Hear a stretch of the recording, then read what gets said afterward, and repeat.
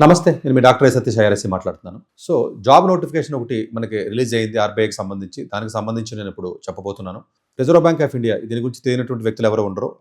RBI అనేది is most I mean banking సెక్టర్‌లోనే almost మీకు అన్ని బ్యాంక్స్‌కి హెడ్ కింద మనం చెప్తాం. Actually father of the all the banks అన్నట్టుగానే మనం మాట్లాడతాము. సో, దీంట్లో జాబ్ అనేది చాలా మందికి డ్రీమ్‌గా ఉంటుంది. అంటే ఆర్‌బీఐ గ్రేడ్ బి అనేది ఆల్మోస్ట్ అంటే హైయెస్ట్ లెవెల్ ఆఫ్ నోటిఫికేషన్ కింద జనరల్‌గా బ్యాంకింగ్ ఇండస్ట్రీకి ఎవరైతే వెళ్ళాలనుకుంటారో వాళ్ళందరూ కూడా దీన్ని ట్రీట్ చేస్తారు. ఆర్‌బీఐ గ్రేడ్ బి నోటిఫికేషన్ ఏదైతే ఉంటుందో అది ఎవ్రీ ఇయర్ పడుతూ ఉంటుంది. దానికి సంబంధించిన నోటిఫికేషన్ ఇంకా పడలేదు, పడుతుంది 2026కి.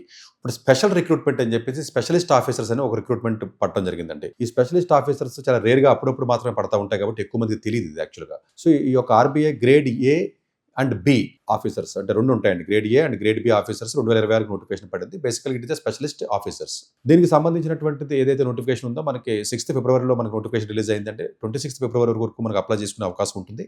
డెఫినెట్‌గా 26థ్ ఫిబ్రవరి మిడ్‌నైట్ లోపు మీరైతే అప్లై చేయండి.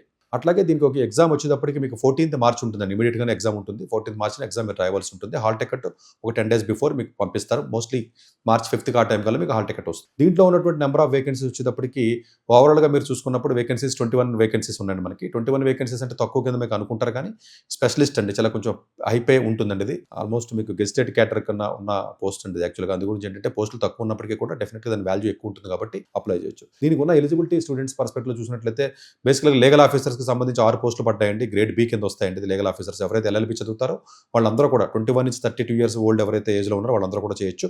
ఆఫ్‌కోర్స్ మీకు రిజర్వేషన్ ఉన్నట్లయితే దానికి తగ్గట్టుగా ఏజ్ రిలాక్సేషన్ అనేది ఉంటుంది. సో, లీగల్ ఆఫీసర్స్ 6 పోస్టుల వరకు ఉన్నాయండి. బేసికల్‌గా గ్రేడ్ వచ్చి గ్రేడ్ బి కింద ఉంటుందండి. అలాగే మేనేజర్ టెక్నికల్ సివిల్‌లో మీకు 2 వేకెన్సీస్ ఉన్నాయండి. ఇది గ్రేడ్ బి కింద వస్తుందండి టెక్నికల్. దీనికి కూడా 21-35 ఇయర్స్ వరకు కూడా ఉండే అవకాశం ఉంటుందండి. ఇది బీటెక్ సివిల్ ఇంజినీరింగ్ ఉన్నట్లయితే సరిపోతుంది. ఆఫ్‌కోర్స్ మీకు ఎంటెక్ సివిల్ ఇంజినీరింగ్ ఉన్నా పర్వాలేదు, బీటెక్ ఉన్నా సరిపోతుంది. అలాగే మేనేజర్ టెక్నికల్ ఎలక్ట్రికల్‌లో ఇది కూడా గ్రేడ్ బి ఒక వేకెన్సీ ఉందండి. ఒక వేకెన్సీ కూడా 21-35 ఇయర్స్ వరకు ఏజ్ ఉంటుంది. ఇది ఎలక్ట్రికల్ ఇంజినీరింగ్ స్టూడెంట్స్ ఎవరైతే ఉంటారో వాళ్ళు అప్లై చేయొచ్చు. అట్లాగే అసిస్టెంట్ మేనేజర్ రాజభాష దీనికి జనరల్‌గా పోస్ట్ గ్రాడ్యుయేషన్ ఉంటే సరిపోతుందండి. 21-30 ఇయర్స్ ఏజ్ లిమిట్ ఉంటుంది. ఎవరికైతే పీహెచ్డీ ఉంటుందో రాజభాషలో ఎవరికైతే పీహెచ్డీ ఉంటుందో వాళ్ళకి మేబీ ఏజ్ రిలాక్సేషన్ కూడా కొంత ఇవ్వడం జరిగిందండి.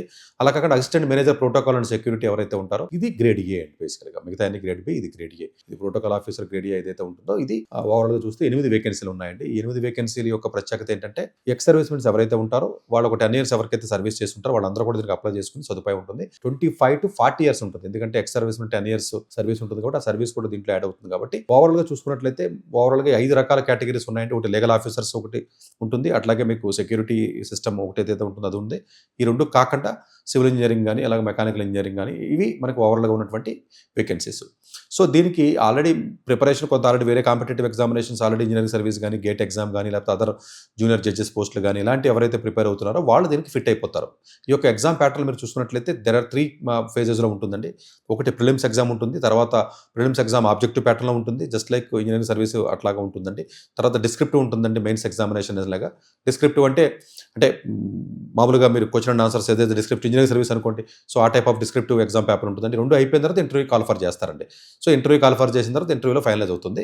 సో, ఇది అప్పుడప్పుడు మాత్రమే పడే పోస్టులు కాబట్టి డెఫినిట్‌గా ఎవరైతే ఉంటారో మెకానికల్ ఆర్ సివిల్ ఇంజినీరింగ్ మిగతా వాళ్ళు ఎవరైతే ఉంటారో వాళ్ళందరూ కూడా దయచేసి నోటిఫికేషన్ ఏదైతే ఉంటుందో ఇమ్మీడియేట్‌గా అప్లై చేయండి.